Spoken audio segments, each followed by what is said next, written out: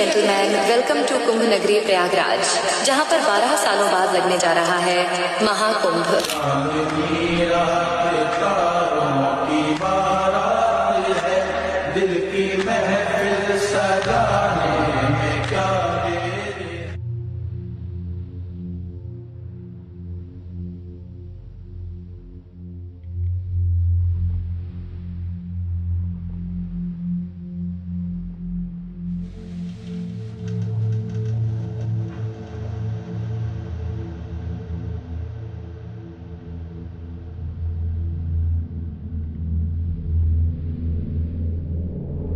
ഭാരതത്തിലെ ഏറ്റവും പ്രാചീനമായ ആധ്യാത്മിക ഉത്സവമാണ് കുംഭമേള. 4 സ്ഥലങ്ങളിലായിട്ടാണ് ഇത് നടക്കുന്നത്.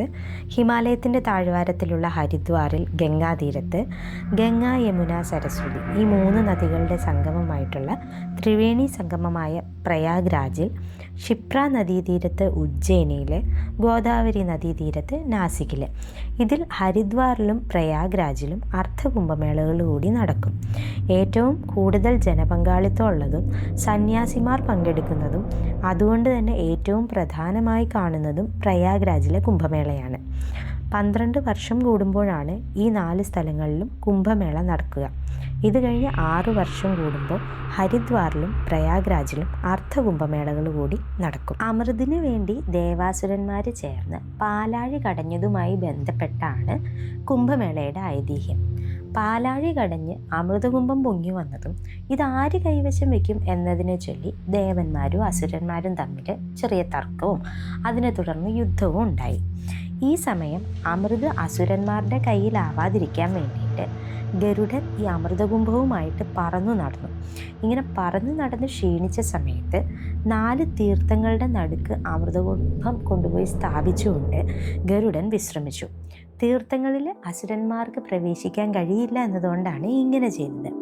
ഹരിദ്വാറിൽ ഗംഗയിൽ, പ്രയാഗ്രാജിൽ ത്രിവേണി സംഗമത്തിൽ, ഉജ്ജയിനിയിൽ ക്ഷിപ്ര നദിയിൽ, നാസിക്കിൽ ഗോദാവരിയിൽ ഇവിടെയെല്ലാം അമൃതകുംഭം വെച്ചുകൊണ്ട് ഗരുഡൻ വിശ്രമിച്ചു. ദേവാസുര യുദ്ധം നടന്നത് 12 ദിവസമാണ്. ദേവന്മാരുടെ ഒരു ദിവസം എന്ന് പറയുന്നത് മനുഷ്യരുടെ 12 വർഷങ്ങളാണ്. ഇങ്ങനെ 12 വർഷം കൂടുമ്പോൾ ഗരുഡൻ വിശ്രമിച്ച സമയം ഈ തീർത്ഥങ്ങളിൽ അമൃതിൻ്റെ സാന്നിധ്യം ഉണ്ടാകും. ഇങ്ങനെ ഈ അമൃതിൻ്റെ സാന്നിധ്യത്തിൽ സ്നാനം ചെയ്യാൻ വേണ്ടിയാണ് ഈ എല്ലാ ഋഷീശ്വരന്മാരും ഇവിടെ എത്തുന്നത്. ഋഷീശ്വരന്മാരെന്ന് പറയുമ്പോൾ ഇന്നുള്ള സന്യാസിമാർ മാത്രമല്ല, സപ്തഋഷികൾ, അരൂപികളായിട്ടുള്ള സന്യാസിമാർ, ദേവതകൾ, യക്ഷഗന്ധർവ കിന്നരാദികൾ, ഇങ്ങനെ പ്രപഞ്ചത്തിലെ മുഴുവൻ ദേവതാശക്തികളും ഋഷീശ്വരന്മാരും ഇവിടെ സ്നാനം ചെയ്യാൻ എത്തും എന്നതാണ് വിശ്വാസം. ഒപ്പം പ്രയാഗ്രാജിലെ 2025 കുംഭമേള ജനുവരി 10 ഏകാദശി സ്നാനത്തോടെയാണ് ആരംഭിച്ചത്. അതിനുശേഷം പൗർണമി, മകരസംക്രാന്തി, മൗനി അമാവാസി, വസന്ത പഞ്ചമി, സപ്തമി, പിന്നീട് വരുന്ന പൗർണമി, ഫെബ്രുവരി 26 ശിവരാത്രി എന്നിങ്ങനെയാണ് പ്രധാന സ്നാന ദിവസങ്ങൾ. ഇതിൽ മൗനി അമാവാസിയാണ് സന്യാസിമാർ പ്രധാനമായി കാണുന്ന സ്നാനം. ജനുവരി 10 മുതൽ ഫെബ്രുവരി 26 വരെയുള്ള എല്ലാ ദിവസങ്ങളും പുണ്യമായതും ഈ ദിവസങ്ങളിലെല്ലാം സ്നാനം ചെയ്യുന്നതും വിശിഷ്ടമായിട്ട് തന്നെയാണ് കരുതുന്നത്. കുംഭമേളയിൽ വരുന്ന വിശ്വാസികളുടെ പ്രധാന ഉദ്ദേശം സ്നാനമാണ്.